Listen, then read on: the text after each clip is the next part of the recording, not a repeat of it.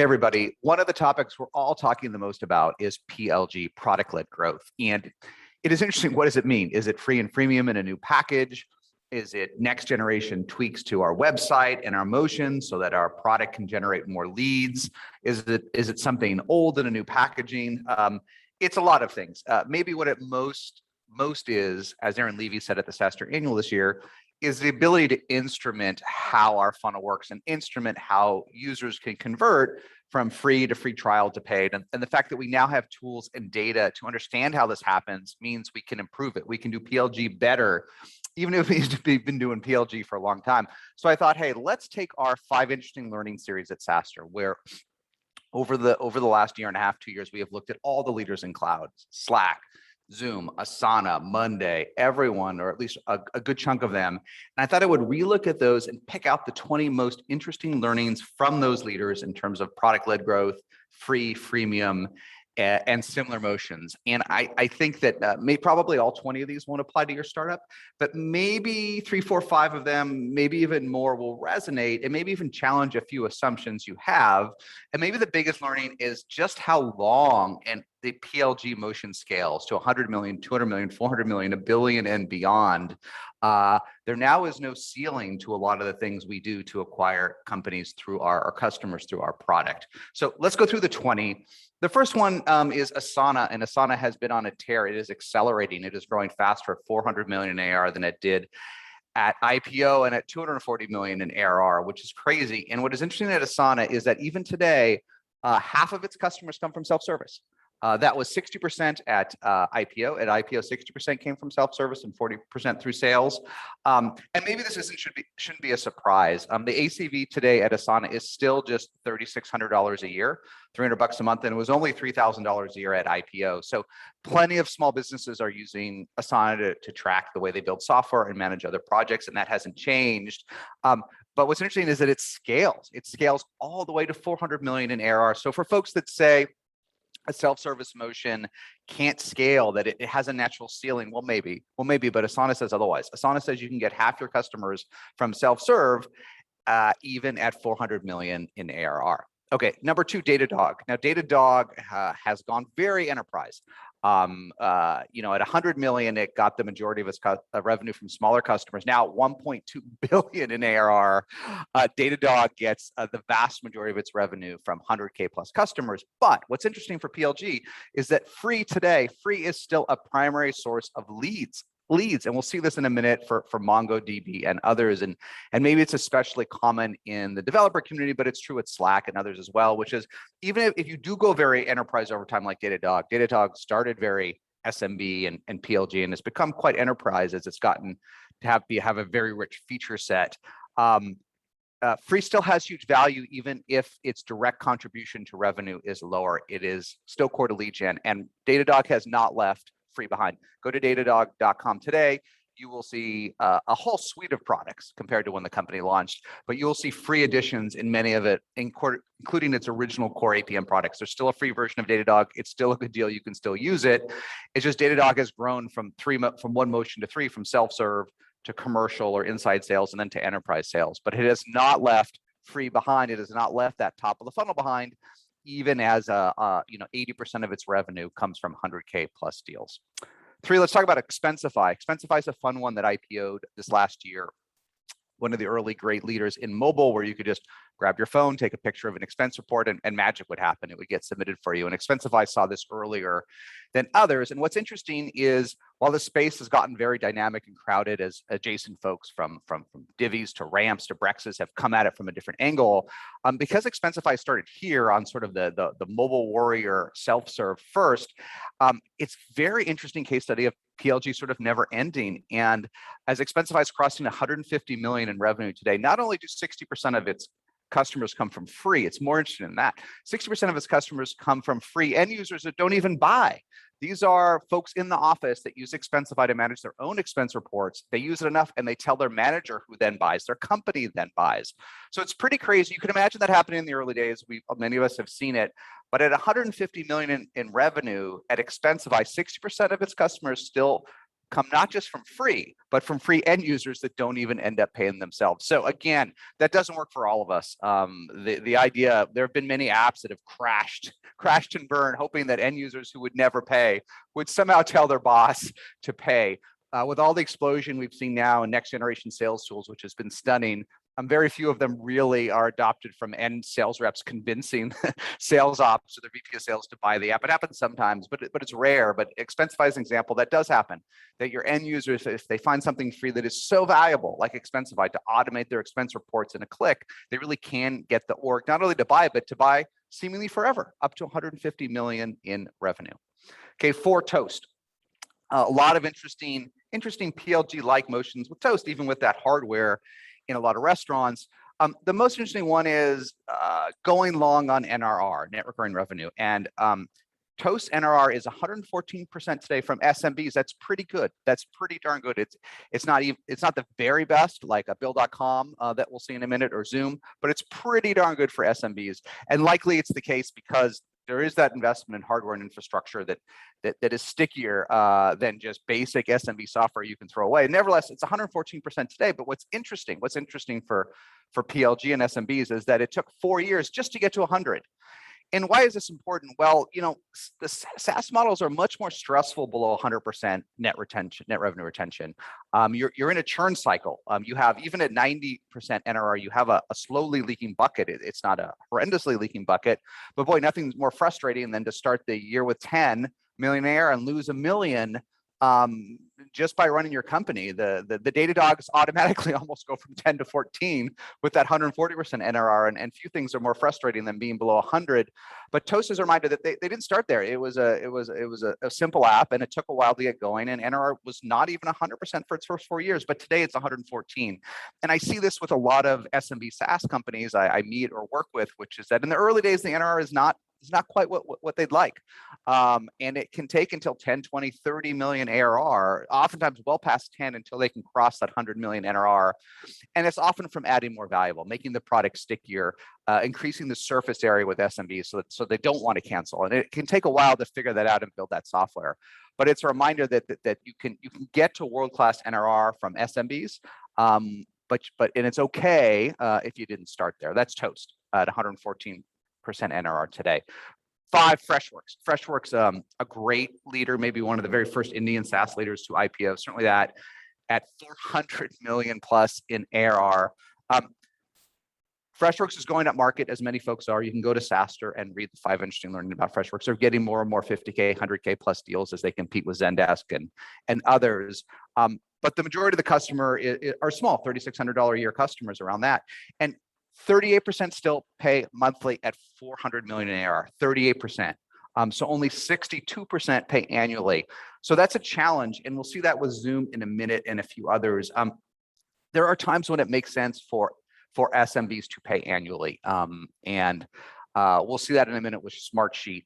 But usually the path of least resistance is the right thing for all type of sales, and especially SMB sales. And Freshworks has found for its smallest customers, just let them go on a credit card to pay monthly and go. And they're not forcing it. They're not forcing you to go annual. And we'll see some other case studies in the next to the 20 top learnings of PLG Plus that it really helps not to force your customers to buy the way they don't want to. So don't feel pressure to do an annual plan. If finance wants to, if sales wants to, it doesn't mean they're right. Freshworks, 38% at 400 million in revenue, still pay monthly. Point 6, Sprout Social, a leader in social media marketing. They were able to IPO at 180 million in ARR last year. Just an interesting point that 20,000 of its customers still pay $100 a month. They still pay $100 a month. This is a US-based company. Now, this works for Sprout Social because a lot of them do migrate to larger accounts, and they have that classic small, medium, and large mix, SMBs, mid-market enterprise, and a large chunk from agencies. But it is able to function very successfully at $99 a month. So it's a challenge that you cannot sell a product at $100 a month and scale to 200 million and beyond ARR and IPO. Sprout Social did it. And maybe not every customer can pay $99 a month, but there is a groupthink, a meme with VCs, with others, that even a $3,000 ACV is tough to sustain. It's tough to get to 100 million ARR. Well, Asana did it.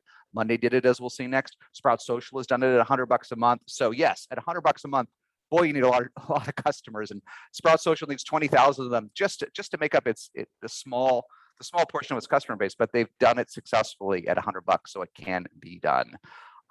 7, Vimeo. Vimeo is a very interesting web video service. I've certainly used it for professional video since longer than I care to remember. In fact, since it did HD before YouTube was particularly good at it. Today, they're their own company at $330 million in ARR. They IPO'd last year, and 75% is self-serve, 25% is sales-driven. And this is an interesting complement to what we just talked about with Asana and also Sprout Social. They have 1.5 million self-service customers that pay $20 a month, $214 a year. 1.5 million pay $20 a month. And then they have 3,300 enterprise customers that make up this 330 million in ARR. They pay 20 grand a year. So Vimeo is able to do both. It's able to have a sort of a B2C like motion, $20 a month for 1.5 million customers for basically professional video to embed on their website, et cetera. And then 3,000 plus enterprise customers paying 20 grand and up, and they complement each other. They don't complement each other perfectly. Some of the use cases for these $20 a month customers do not naturally upgrade to these enterprise functionality. They're not all marketing teams using Vimeo across all their customers and across all their properties. Sometimes they're just embedding one video on their website, and $20 is enough. But it's a reminder you can do both. You don't have to give up this low end of the market to go enterprise. You can have 1.5 million $20 a month customers at Vimeo and $3,000 to $20,000 a year. It's pretty interesting. Okay, point 8 related to us, and some of this will get redundant, but I think in a good way, to rattle around in your head that there are different ways to go up market. Number 8, Monday.com, incredible company at 400 million, growing almost 100% a year. Wow, Monday, Asana, Smartsheet, this whole category, Atlassian, everything is on fire. Everything is growing faster coming out of COVID, not slower like a Zoom or Shopify. We are just living in the cloud, and we clearly need project management tools to be distributed workforces. So they're all on fire. And Monday, what's interesting about Monday is even as it goes more enterprise and it touts its bigger and bigger deals, and congrats to them, the average customer still only pays $2 grand a year. $2 grand a year. So it can be done, folks. It can be done again with that motion and that brand. And also Monday was late to add a free edition, did not launch it, but once they found it, they grew even faster. So it's never too late to add free to that product-led motion. Number 9, HubSpot, one of our favorites at SaaStr for a variety of reasons. They've done it the hard way, right? They've done it with a 10K price point for SMBs, and they've done it in a very competitive space where so many of the folks from Marketos to Braze and others went enterprise, where there was more money in marketing automation. But HubSpot said no. HubSpot said, no, we're going to stick to our SMB roots. We're going to do it the hard way. And they won. You know, they have a $20+ billion market cap, which exceeds, you know, almost probably all its other sort of competitors combined at this point, that are independent. And what's interesting, at 1.5 billion in ARR, HubSpot's number one source of customers is still word of mouth. And this is so important to product-led growth. At the end of the day, where does it come from? Like, yes, the product can create product-led growth, but someone's got to get there. Someone's got to get to your marketing site, to your application, to your homepage. And how do they get there? Sure, you can buy it, and you can do events and so many other things. But for SMBs, it's tough. It's tough to get the kind of scale you need for SMBs. And if your product isn't viral, and I don't really think HubSpot is all that viral. Some of its products have little elements. You know, you can see HubSpot in social media and in email, but it's not incredibly viral. But word of mouth is number one. Word of mouth was number one before they IPO'd. Word of mouth was number one as they IPO'd. Word of mouth was number one at $1 billion in ARR, and it's still number one at 1.5 billion in ARR, and it can scale forever. So invest in brand, invest in your community, invest in happy customers. That's the magic in SMBs. And of course, in the very early days, there's no word of mouth because you don't have enough customers.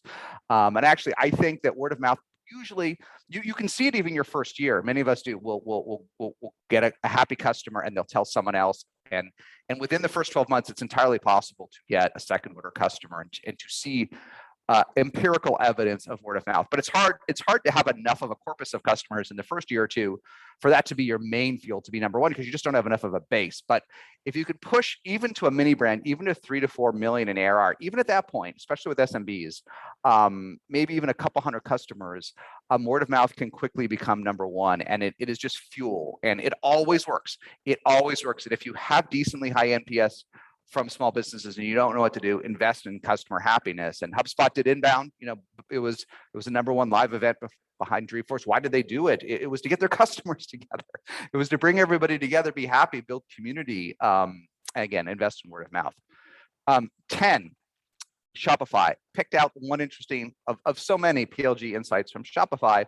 What's interesting is that Shopify post IPO, it has gone more and more enterprise. It added a whole edition called Shopify Plus. You can see it on their website. It's got tools, process, and systems for big stores, for fancy brands to list on them. Many of the best top brands you've heard of use Shopify Plus to sell at scale. But what's interesting is, and that's worked, it's over 20% of the revenue, but SMBs have grown even faster. And we've also seen this at Zoom.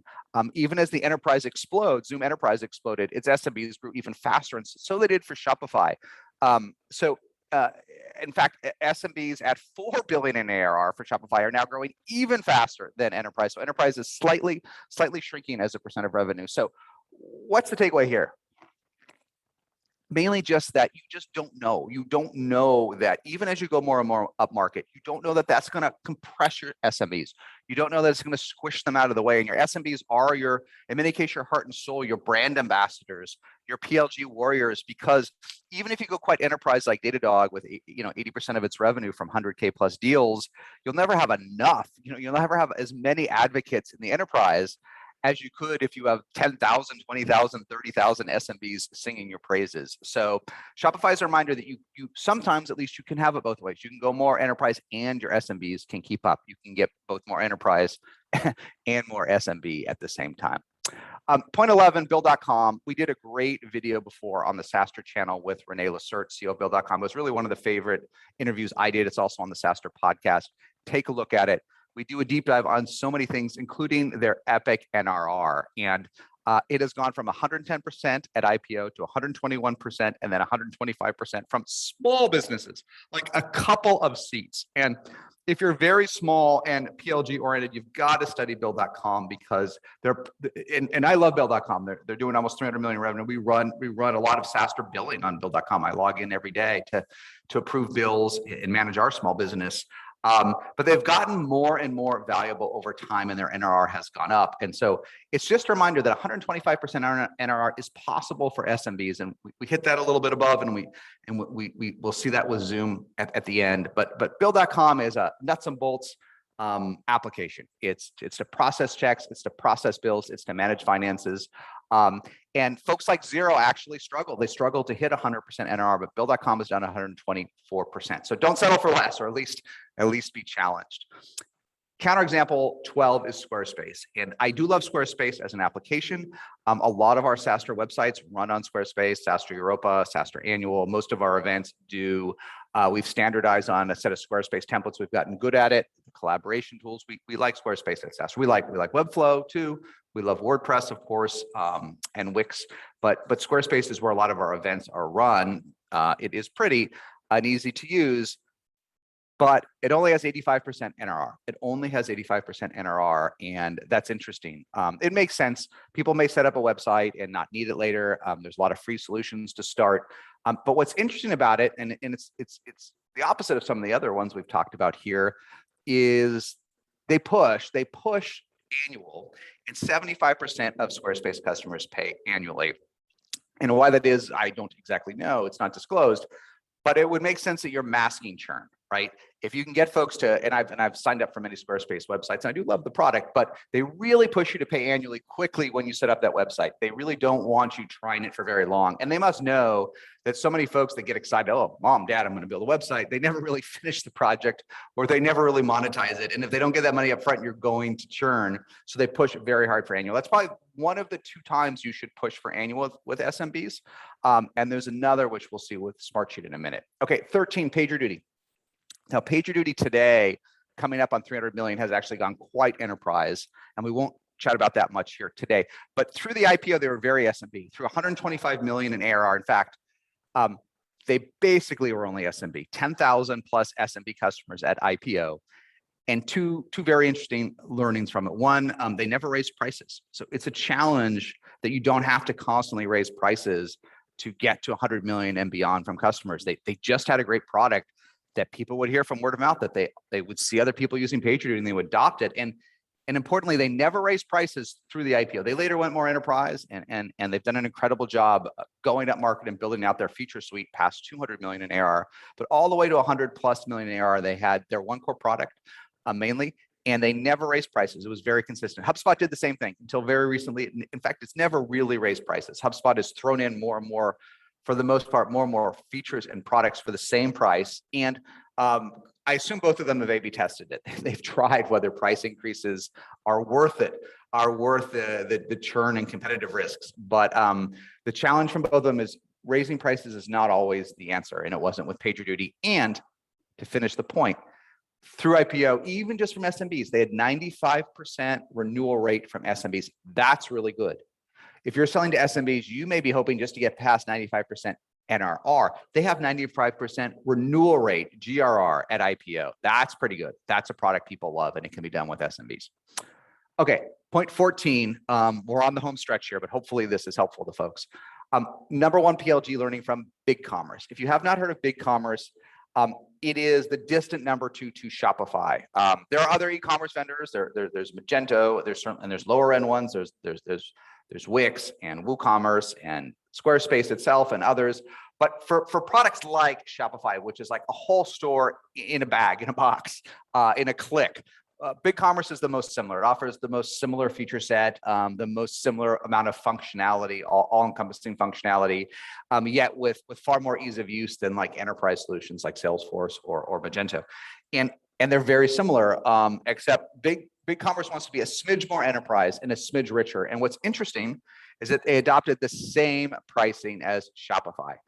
Why is this a PLG motion? Well, it's interesting to see a number two not price higher, not price lower, not price in the ballpark, but price the same, clone it. So imagine you're surfing and you're comparing Shopify and BigCommerce. If the pricing's the same, you've eliminated one piece of friction from a buying process. I'm not sure which one's better. You might be a buyer. Well, Shopify, of course, I've certainly heard of Shopify, but BigCommerce has this one really cool feature. I'm not sure Shopify has it. All of a sudden, the potential customer does not have to worry about price. So identical pricing, especially in a complicated space, can be very powerful in terms of removing an objection. It's not always the right thing. Asana is more expensive than Monday, and maybe that's the right positioning for them. Actually, Smartsheet is more expensive than both. And that may help people think, okay, wow, well, Smartsheet must be a very powerful app if it's more expensive than say Monday. But identical pricing is a powerful strategy to remove friction from sales. It's something to think about if there's clearly a number one and a number two in the space, or at least there's clearly a number one and clearly you. Sometimes identical pricing just simplifies things. Okay, point 15, Smartsheet, which we touched on, another leader in the vague space of Asana and Atlassian and Monday. They took a different approach. They took a different approach to others, and Smartsheet is a terrific application, but it is a little bit of work to get the workflows going, to get it set up. So they have decided almost only annual pricing makes sense. Over 90% of its SMBs pay annually.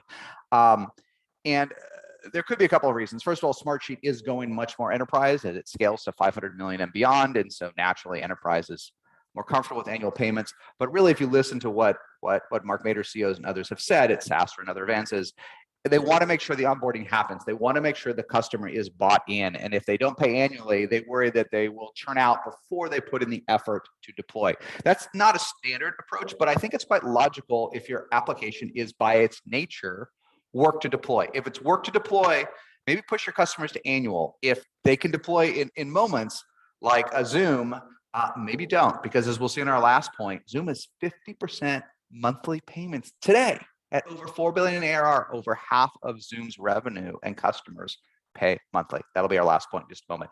Okay, 2 quick points. I'm going to give MongoDB 2, 16 and 17, just because it's so interesting. Mongo if you've deployed Mongo, worked with Mongo in a larger tech company, you'll think of it as very enterprise, but it's not. It's actually very interesting how so many tiny customers use Mongo as well as large enterprises. And I think that is generally interesting, but boy, for something like database software, it's amazing to me that everyone can use it because it's so mission critical. I mean, look, I'm dating myself, but when I was a SaaS CEO, few things worried me more than database corruption. I knew it was replicated. I knew we had some protection from sharding and backups. And I'm like, gosh, if this database is ever corrupted, if all these millions and millions of contracts in Adobe Sign or EchoSign are ever impacted or lost, what a disaster. And, it's amazing because, 15 plus years after founding, all my contracts from 2006 are still in Adobe Sign and EchoSign on the manage page, which is wonderful.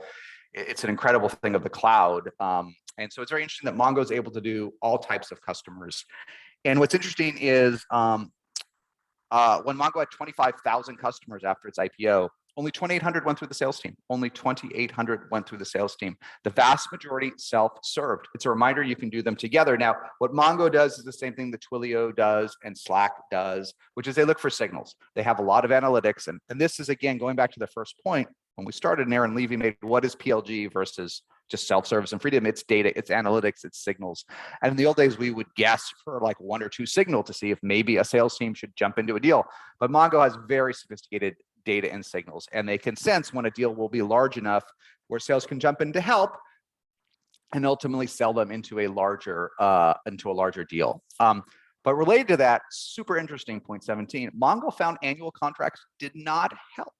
Okay, what do you mean? Well, as Mongo scaled up, they brought in their first heavy-duty sales team, and they put in an incentive program. They heavily incented annual contracts, and this is something that you may consider doing. A lot of startups, especially if you get advice from your VCs and board, will be like, annual contracts are amazing. Like, they generate such great cash flow, they're an annuity, incent the sales team to get annual. But that's the wrong advice. What you want to incent the sales team to do is what removes friction from the deal and what's best for the customers. And Mongo did the classic thing where they had a big spiff, a big accelerator for annual contracts. And so the sales team went out and pushed. And you know what happened? It got worse. Sales declined, or at least the growth rate declined, because it created massive friction, especially that probably engineers and developers were not used to for trying a product like Mongo. They felt like it should be try before you buy and pay incrementally. They didn't want to be shoved into annual contracts before they were ready. And so Dev and the team pulled that back. They pulled that back quickly, and they said, this isn't going to work for us. When you're ready to move to annual, of course, the sales team will convert you to annual. But they changed the incentives for sales to just close the customer. We're gonna incent you on monthly or quarterly deals as well as annual, and it worked. Sales went up. Take friction out. It worked. So super interesting that pushing annual contracts. It's just an advice you'll get so often on the internet and from VCs and others. Mongo said it doesn't really work. Worked for Smartsheet, didn't work for Mongo.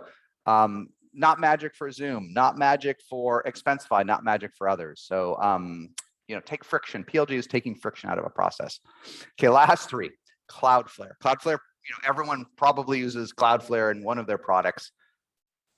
What I think is interesting about Cloudflare from a PLG perspective is conversion rates. And all across the internet, especially our B2C friends, or our Salesforce friends, they're all obsessed about conversion rates. We got to get our conversion rates up. Like, we only convert from free to paid at 2% or 3% or 4%. It's got to be 10%. But that is almost always the wrong way to look at it. The larger your denominator, probably your conversion rate's going to be lower. And maybe that's okay if you have thousands or even millions of happy users. Your conversion doesn't have to be high. You don't need that choke to be too aggressive to build a wonderful freemium business. And Cloudflare is the case in point. 500 million plus ARR, 3.2 million free users, and only 100,000 pay. Okay, that's however you want to look at it. 3% conversion. If you talk to a lot of classic SMB and B2C marketers, say, 3% conversion, that's terrible. We got to get up to 4%. We got to get up to 5%. No, that's the wrong way to look at it. Now, of course, all things being equal, if you move up your conversion rate, you will make more money. And if and perhaps more worrisome, if your conversion rate goes down, if all things are equal, that could be a flag, right? If it goes down, that could be a sign that competition is getting better or there are other issues. But there isn't. You've got to be very thoughtful about your funnel design. And if you want everyone in the world using your product, as Cloudflare does, they want everyone in the world protecting their websites with Cloudflare.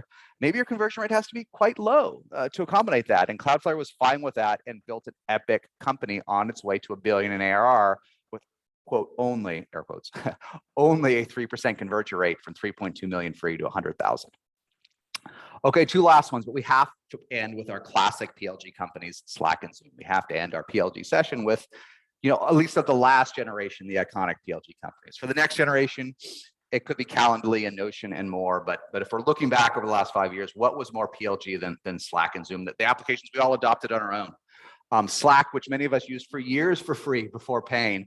Zoom, which was famous, especially pre-COVID, for its 40 some odd minutes of free. I mean, Zoom and Slack are these applications that you could use the free versions forever, and they were wonderful. We'd never had, in some ways, such amazing free versions. So let's talk about Slack first, and then we'll end on Zoom. Slack changed a lot from the Slack we knew in the beginning, and I still love Slack. I'm sure you still love Slack. At SaaStr, we run our whole team on Slack much more than before COVID. Now that we're distributed, we all live in Slack. We all live in Slack and Zoom and Notion at our team. But as it IPO'd, as it got big, as it began to approach $1 billion in revenue, only 8% of Slack's revenue was free to paid conversion. And this is such an important PLG point, which is actually how and when the funnel works. And you really have to segment your funnel and how PLG works, because it may only be a small segment that converts directly, but it doesn't mean the rest of your free users don't influence revenue. And so what Slack said is, look, at this point, as we IPO, only 8% directly went to free to paid. And interestingly, that's almost the exact same number that Box sees at 800 million in revenue. Only 8% truly go from a free to paid, like this classic low end path. But the 500,000 orgs using the free plans were one of their top sources of awareness. And I know you know this, but it's a reminder that free also is some of your best brand marketing if your free users are happy. And this is a cultural choice so many startups have to make. Are we willing to invest in free and the very low end? Because they need support, they need help, they need documentation. And many folks flee the free and the bottom end of the market just because it's work. You close $1 million deal and you're like, wow, one person can handle $1 million customer, but you can't handle the 500,000 orgs that are using Slack for free. How are you going to support them? And then they want different features and they complain even though it's free. I mean, not everyone has the culture to make these folks happy, but if you do, they're your army of warriors. And maybe you open up your Twitter and you see everyone saying how wonderful Teams is, but I don't think so. I think Slack is near and dear to our heart, and Stuart and the team saw that it had to go more enterprise. It was going more enterprise. The majority of its revenue at IPO was enterprise, 50% enterprise, 50% SMB. The old Slack of just startups using it and developers, that's still there, but it's a minority of the revenue today. They saw that coming, and that was the future, but they did not give up their roots. They did not give up their free roots. And even as free to paid went from 98 at the first SaaStr annual in 2015 to 8% at IPO, it became one of the top sources of awareness and also one of the top sources of hunting grounds for their sales team. Okay, last point 20. So Slack got more enterprise and less free to paid. Zoom didn't. And Zoom is kind of this one, and go to SaaStr.com and read our 5 interesting learnings about Zoom, because Zoom is just so interesting how it has grown. And 50% of its customers pay monthly. 50% still pay monthly. There's so many things we could talk about Zoom, but let's end with this on the PLG side. And that's up. That went up from 40%. If Zoom had pushed everyone into annual plans, if Zoom had forced that choke tighter, it would not be the Zoom it is today. At $4 billion in revenue, even with some of the challenges coming out of COVID, it is absolutely one of the fastest growing cloud and SaaS software companies of all time. Half still pay monthly. Eric is insistent on customer happiness. It has been core to the company's value since the beginning. He has never forced anybody to buy the way they don't want to buy, and it has been part of their wildfire and their success. So a last one to end on. You would not think today at $4 billion in revenue that intuitively that with all the enterprise, with all the features Zoom is adding, with all the big companies adopting it, you would not think half their customers, half their revenue, not just half their customers, half their revenue comes monthly, but it does, and it's going up, not down. So follow those customers. That's part of PLG. Make free work, make the free trial work, make them happy. Let them buy the way they want to buy. Don't force them to buy ways they don't. And don't give up on free, and don't give up on word of mouth. You can find ways to measure word of mouth like HubSpot. It is forever. If word of mouth is the #1 source of new customers for HubSpot at 1.5 billion in revenue, and half of Zoom's customers pay monthly, this PLG playbook, it's just got no ceiling. It can last forever.